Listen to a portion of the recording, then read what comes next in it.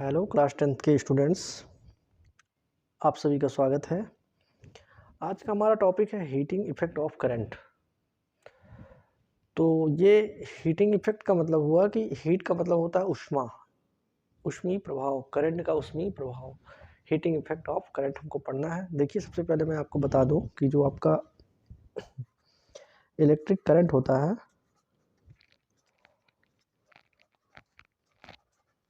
Electric current बच्चों, इसके कारण हमको 3 इफ़ेक्ट देखने को मिलते हैं। नंबर 1 है आपका हीटिंग इफ़ेक्ट ऑफ करंट। यहाँ से देखिए, heating effect of current, heating effect of current. और दूसरा जो है बच्चा, वो उसका नाम है मैग्नेटिक इफेक्ट ऑफ करंट।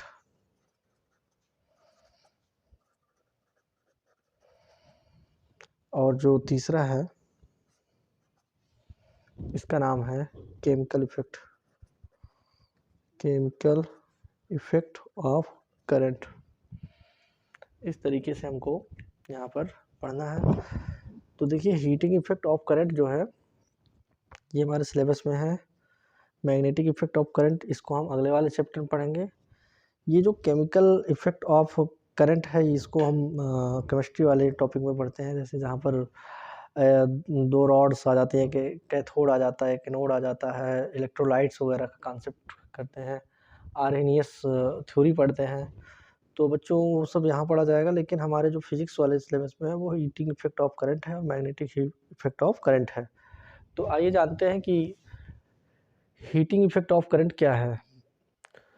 जब इलेक्ट्रिक करंट को किसी हाई रेजिस्टेंस वायर के थ्रू जो है पास कराया जाएगा, जैसे कि आप देखते होंगे कि घर में हीटर, तो सभी ने देखा होगा, हीटर में जो रेजिस्टेंस वायर होता है, उसमें जब इलेक्ट्रिक करंट पास होता है तो क्या होता है, हीटर का वायर रेड हो जाता है।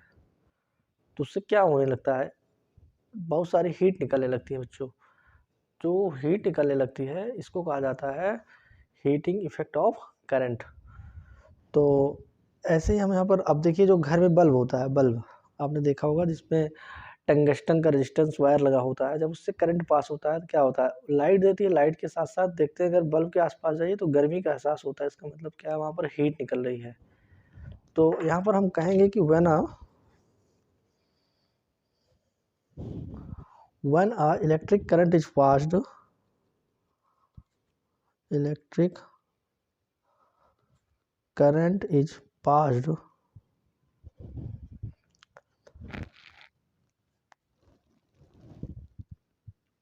through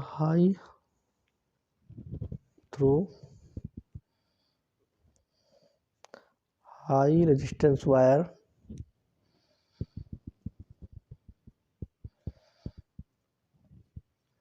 like आपका हो गया टंगस्टन हो गया बच्चों, नाइक्रोम,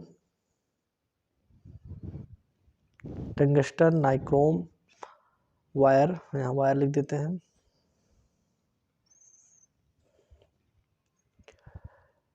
तो होता क्या है, जब इलेक्ट्रिक करंट को हाईली रेजिस्टेंस वायर से पास कराया जाता है, जैसे कि टंगस्टन और नाइक्रोम के वायर से पास कराया जाता है, तो ये जो नाइक्रोम का वायर है, यानी कि यहाँ पर लिखेंगे the resistance wire becomes very hot, यहाँ लिख दीजिए, जो becomes very hot। तो जैसे मान लीजिए, ये आपका क्या है, वायर है, जिसको हम बोलते हैं आर। इसको जब आप किसी बैटरी से कनेक्ट करेंगे, तो यहाँ से क्या निकलने लगेगा, हीट निकलने लगेगी बच्चों। हीट, रेडिएशन निकलने लगती है। तो जिसको यहाँ पर कहा जाएगा दिस इज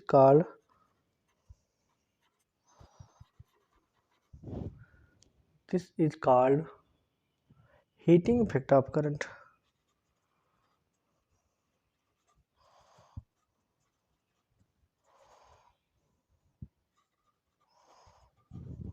बच्चों अब इसका जो मोटा मोटा फार्मूला निकल के आता है वो देखेंगे हम ज़रा कि H इक्वल टू क्या होता है। तो देखेंगे H स्क्वायर फार्मूला होता है I स्क्वायर RT कैलोरी।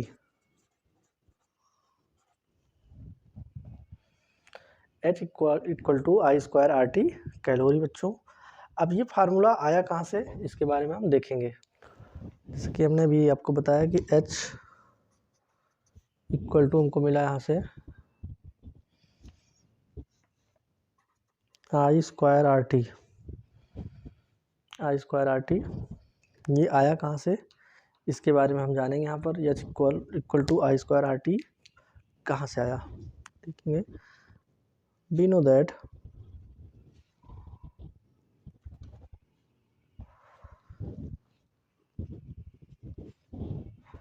बच्चों, वी नो दैट क्या जानते हैं हम यहाँ पर कि जो पोटेंशियल डिफरेंस होता है V इक्वल टू W/Q होता है। W/Q बच्चों V इक्वल टू W/Q होता है। और हम ये भी जानते हैं कि यहाँ से जब इसको मल्टीप्लाई करेंगे तो W इक्वल टू मिल जाएगा VQ यहाँ से मिल जाएगा बच्चों। W इक्वल टू VQ, ये Q को इधर ले जाके मल्टीप्लाई कर दिए, VQ जूल यहाँ लिख देते हैं। अब देखिए यहाँ से हम इसके पहले वाले फार्मूले में पढ़े थे कि जो चार्ज होता है Q equal to I into T होता है। Q equal to I T एक बताया था मैंने और एक बताया था Q इक्वल टू यानी, दो फार्मूला हमने बताया था। तो हम Q इक्वल टू IT, तो ये जो W है, W इक्वल टू लिख रहा हूँ V और Q की जगह लिख रहा हूँ IT। इस Q की जगह में क्या लिख रहा हूँ IT, तो W इक्वल टू मिल गया हमको VIT जूल। तो एक फार्मूला हमारा ये निकल के आया W equal to VIT joule. ऐसे बॉक्स में बंद कर देते हैं VIT जूल। दूसरा देखिए बच्चों कि आपने ओम का लॉ इसके पहले तो पढ़ा ही था। V इक्वल टू होता है I इंटू आर। इस V को IR की जगह IR को V की जगह पुट कर दीजिए। तो W इक्वल टू इस V की जगह हम लिख दे रहे हैं IR फिर into IT। W equal to आ गया हमारा I का मल्टीप्लाई हो जाएगा तो I स्क्वायर RT इतना जूल। बच्चों ये जो है बाद में इसको जो है यही जो W है आपके हीट में कन्वर्ट हो जाएगी। तो हमारा आ गया H equal to I square RT। यही जो वर्क डन होगा वही हीट में कन्वर्ट हो जाएगा इतना कैलोरी। आपको यहाँ पर मैं बताना चाहूँगा कि H equal to I square RT जो है इसी पर ये है जूल्स लॉ हीटिंग।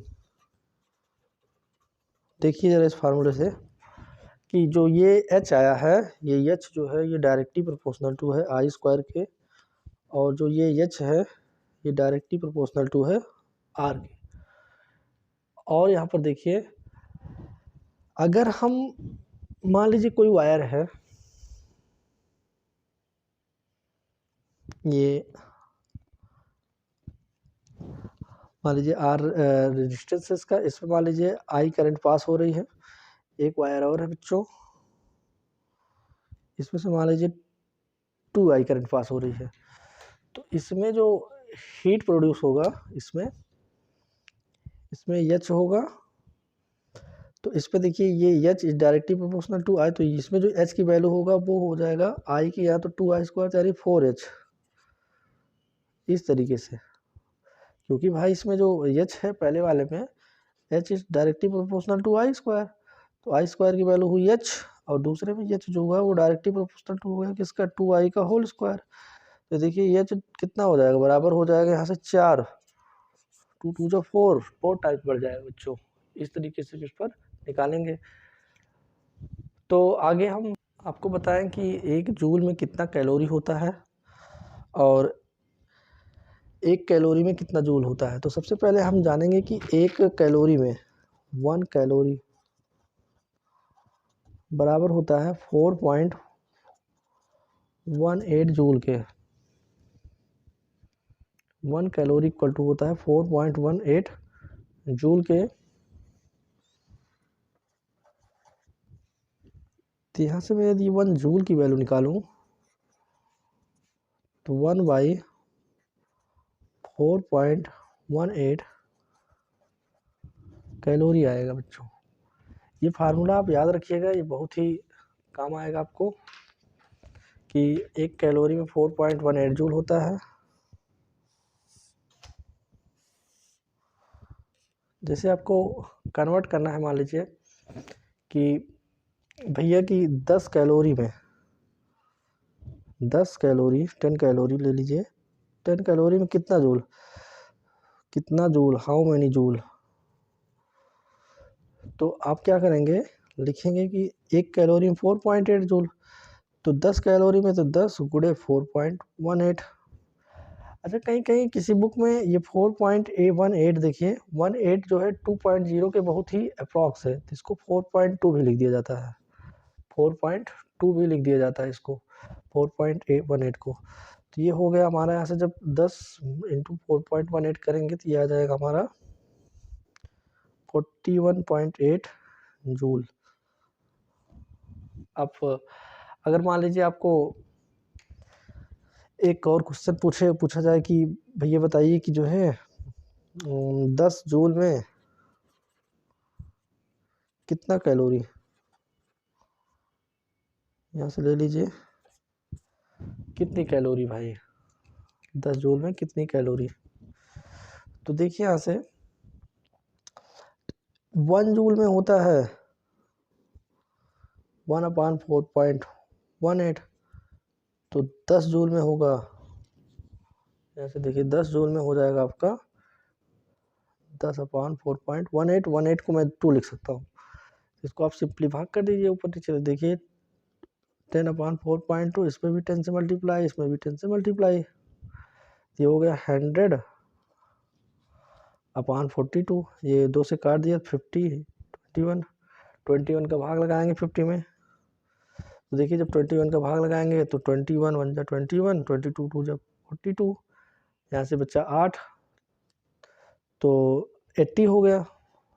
तो इसको हम 3 बार ले जाएंगे तो अप्रॉक्सीमेट जो है ये आ जाएगा 2.3 कैलोरी। इस तरीके से इसका आंसर हम बच्चों करेंगे। तो बच्चों हम लोग आगे जो है इस पर क्वेश्चंस करेंगे नेक्स्ट वीडियो में।